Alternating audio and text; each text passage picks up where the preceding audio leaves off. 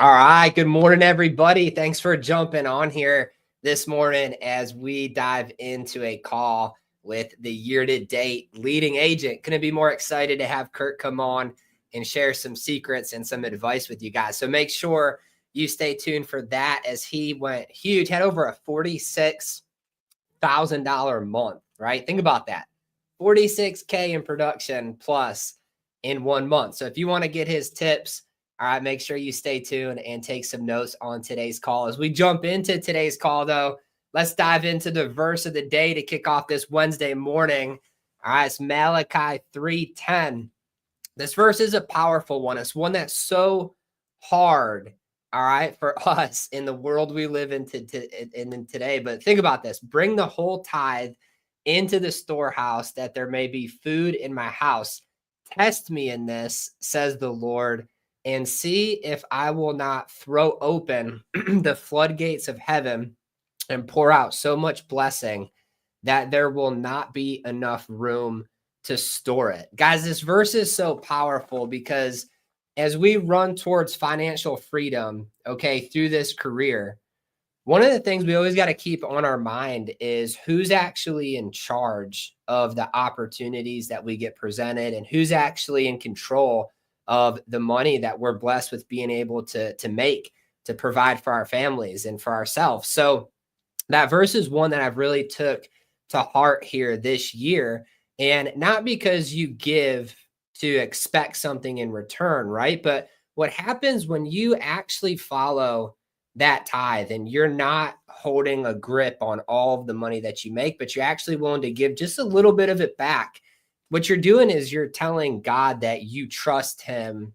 with that, right? Like you're taking a portion of what he's given you and you're giving the first part of it back to him. And for us, I think it's so hard as a society, right? Things are expensive. Gas is expensive. Groceries are expensive. Your car payment's probably expensive, right? Credit card bills, if you've got them. And it's hard for us, right? We might be trying to pay all this other stuff first.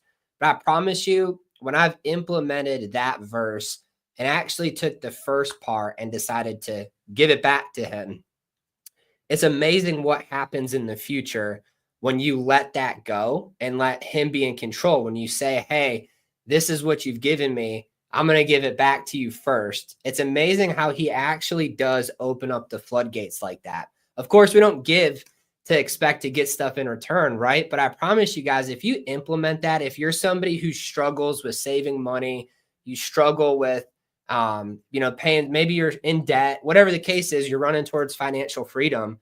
I think the very first piece of advice I would give you is give whatever it is that you have back to him first and watch it come back to you tenfold, right? Don't give with a heart to get something back. But if you really genuinely just give a little bit, it's amazing what happens in return. So think about that verse as you jump into today. It's something I've struggled with my whole life, right? But that's something this year that is really impactful that I've set as a principle.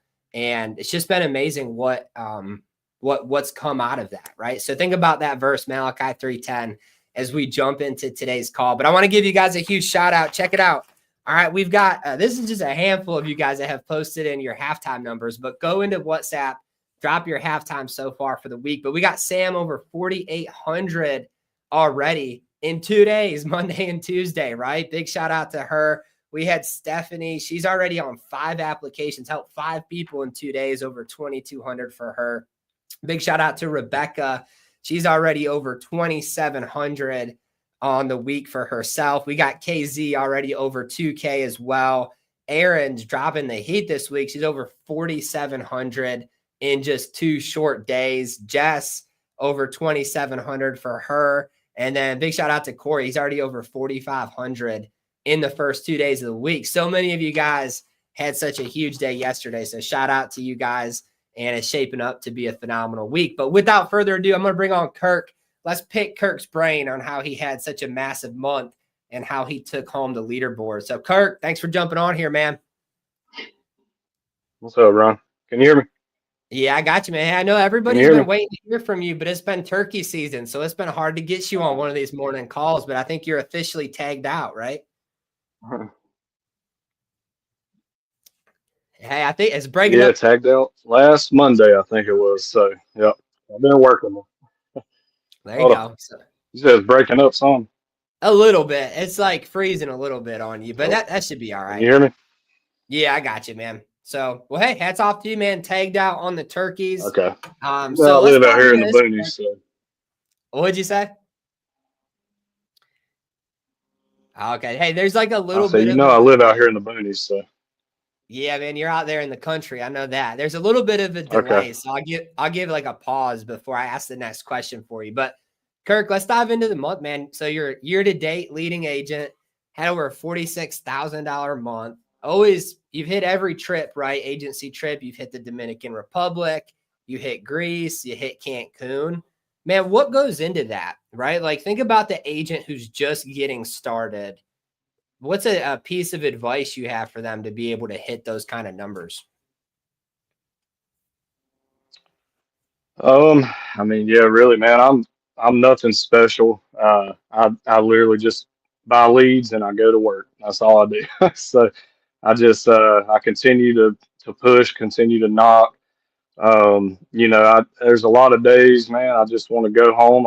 I got so many things around the house that I love to do and I need to Mhm. do, but I got to provide for my family as well, but also try to keep it in my mind that I'm not just there for me and my family. I'm there for our clients' families and everything as well. But yeah, man, nothing special really. Just buy your leads. Don't be afraid to scoop up. Even if they're just 50-cent leads or whatever it may be. Don't be afraid to just jump in there and go ahead and buy you a bunch of them and just go to work, man. Just go knock doors.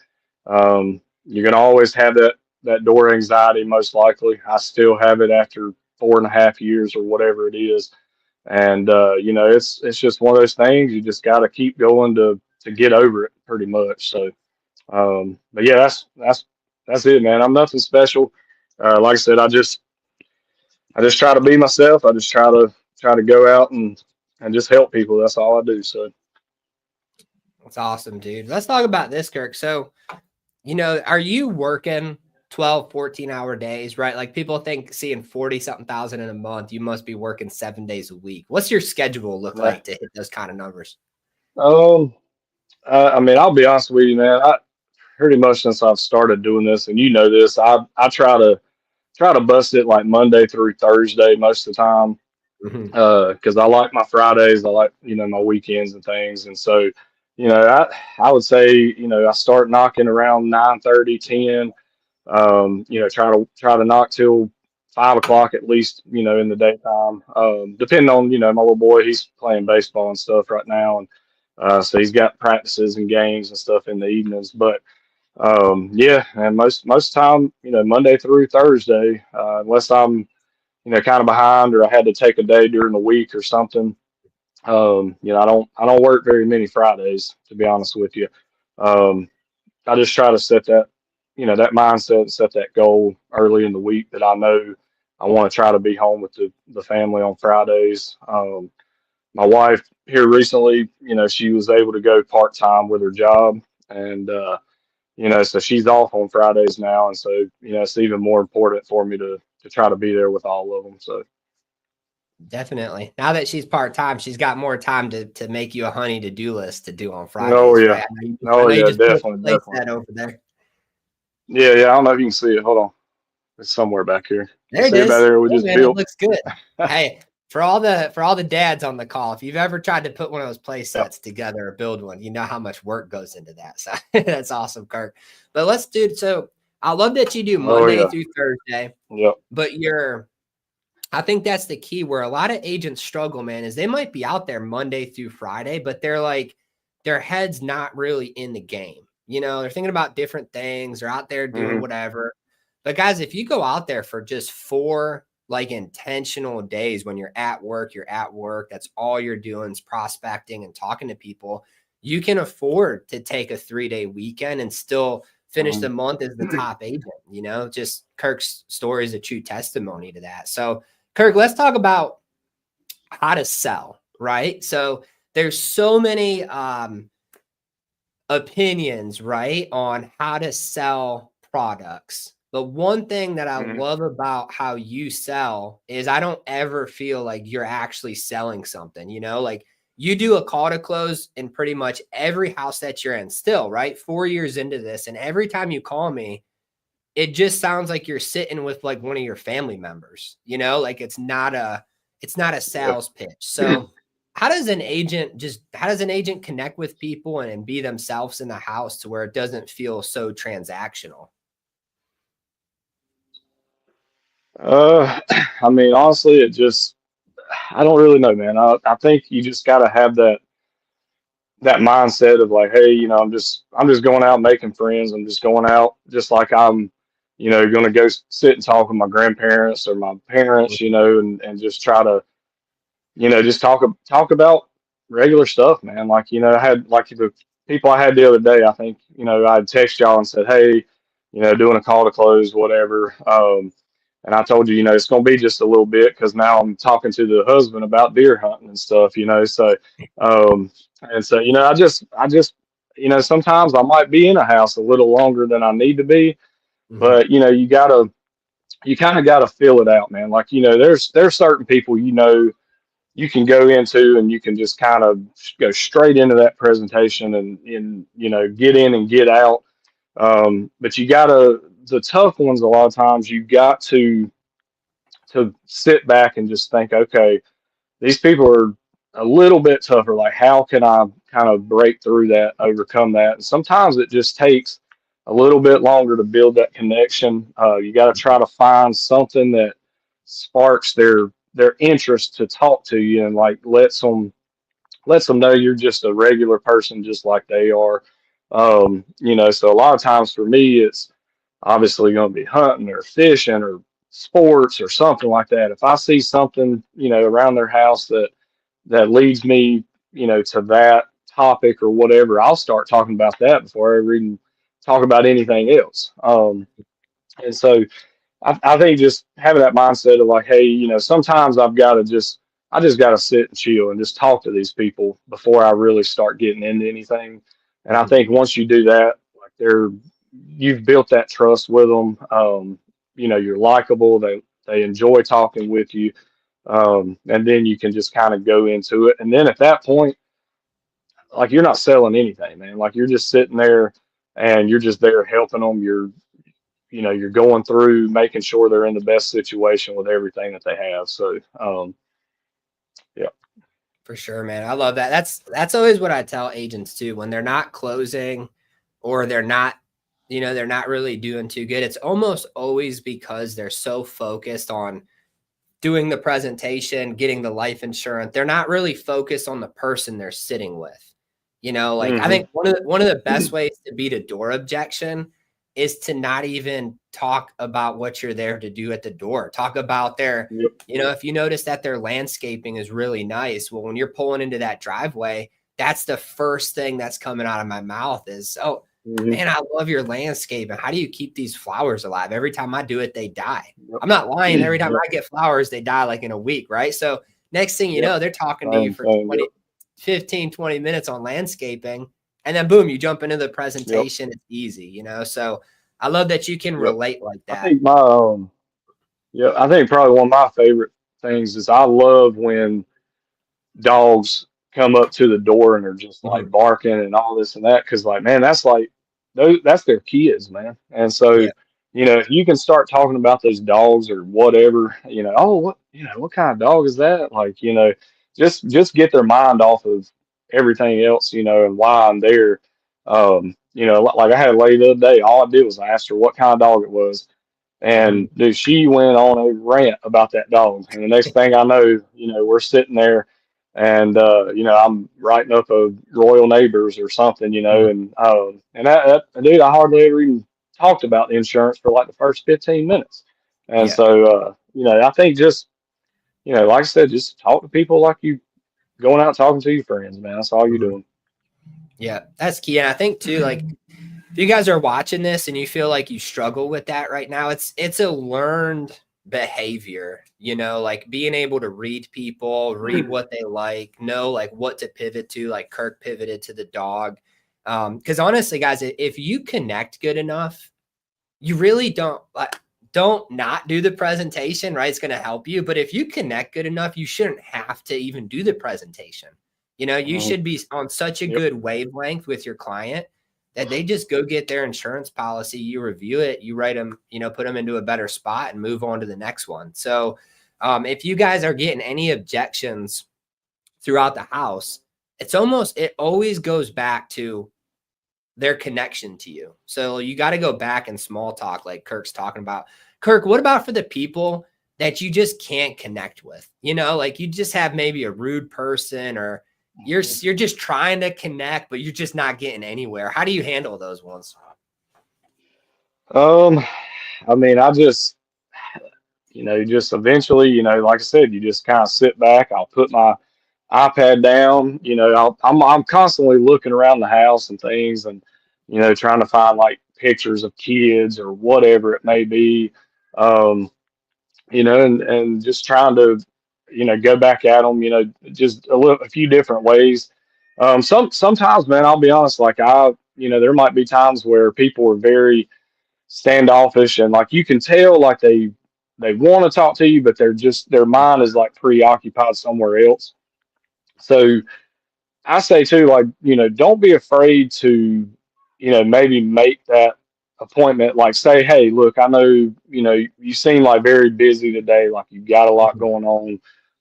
I know that you need help with this, but let me do this. Let me make an appointment with you tomorrow or the next day, and let's just take some time, for me to come back. So I'm one of those, like, sometimes you can't always sell the person that very first time. Um, Rarely. I mean, there's most cases you can, but there's certain situations like those people, like you kind of just you've got to realize that and know, like, hey, this person's going to take a little bit, so I've got to come back to them. And most time when I set that appointment and I go back to them, they're like a totally different person.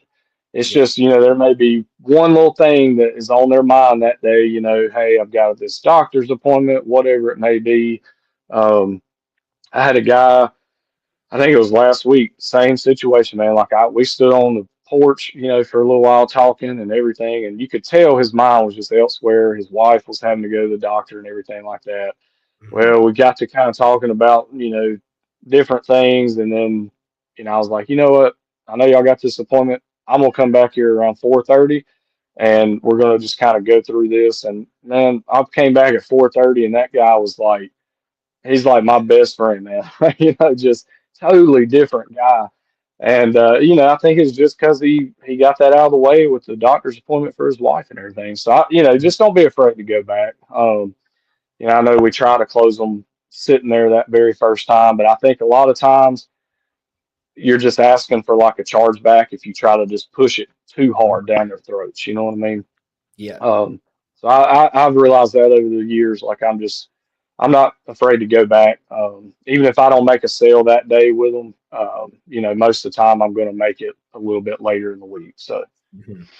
Yeah, that's such a good tip, guys. A lot of times if they're being standoffish, they're not really connecting with you, it's not because of you. Like, don't take it personal. It might be Mhm. that, maybe they didn't take a shower yet and they're like, man, I don't want to, Yeah. I feel like I don't like being not, put together to talk to this person who I don't know. So that could be it.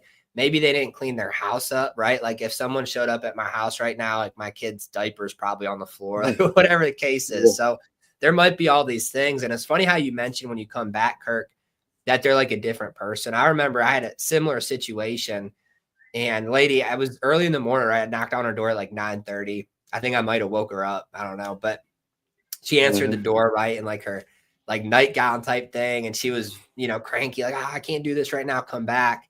And I went back thinking like she's probably just gonna blow me off. But man, when I went back there, she had her makeup on, right? She had everything dolled up. She Yep. had like all her grandkids' pictures set up, right? Like Yep. she probably spent the whole day preparing her house for that meeting, but she was Yep. somebody who she wanted to be ready to talk to, right? So Right. sometimes you Yep. just run into those people. Kirk, how many let's talk about production, right? Because Mhm. everything that you write seems to go through, get approved. Like if you say you wrote 5K in a week, if I pulled the net production report, it's going to show me 5K net issued, right? So what goes into that, man? How do you make sure that when you're leaving that house, like your business is good, it's done, and you don't have anything to worry about?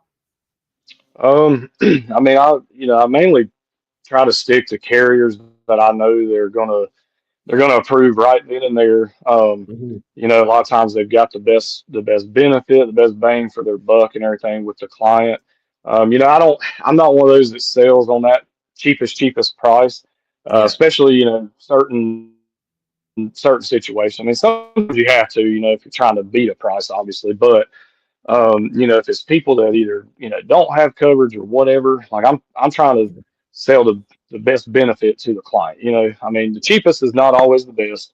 If they know the name of the carrier, they're big companies, they're big names, they know that it's going to be a good product that you're giving to them. Yeah. But yeah, just really just asking the questions, to the client, what's important to them, how's this going to benefit them, and then just diving into the presentation as far as getting, their prescriptions and everything like that, and then knowing your carriers.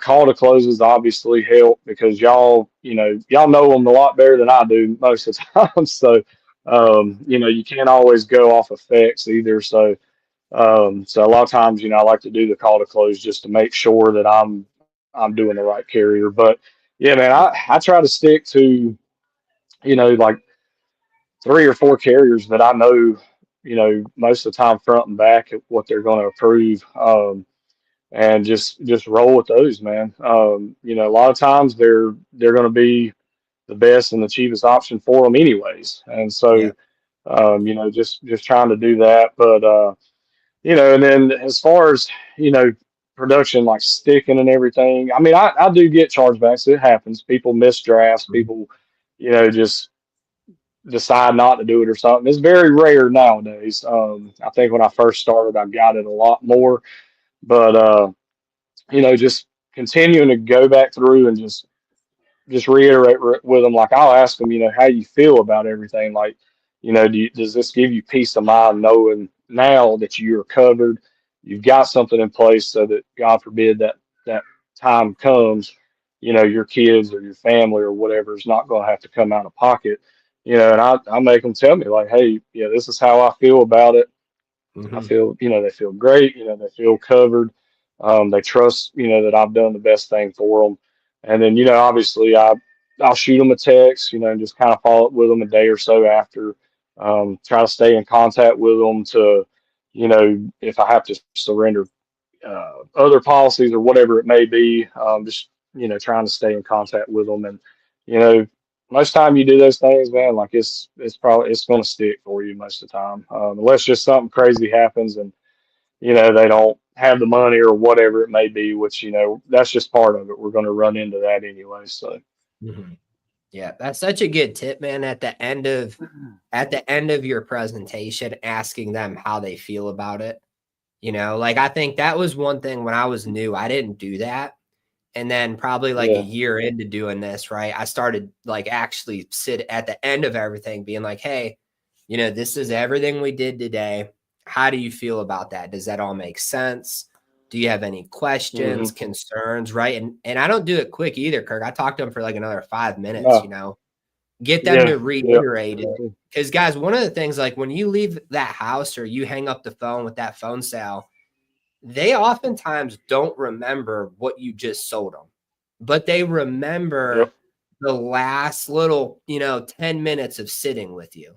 And so if the hmm thing what they remember is them saying, yes, this makes sense. Yes, this is important to me. Thanks for helping me, Kirk.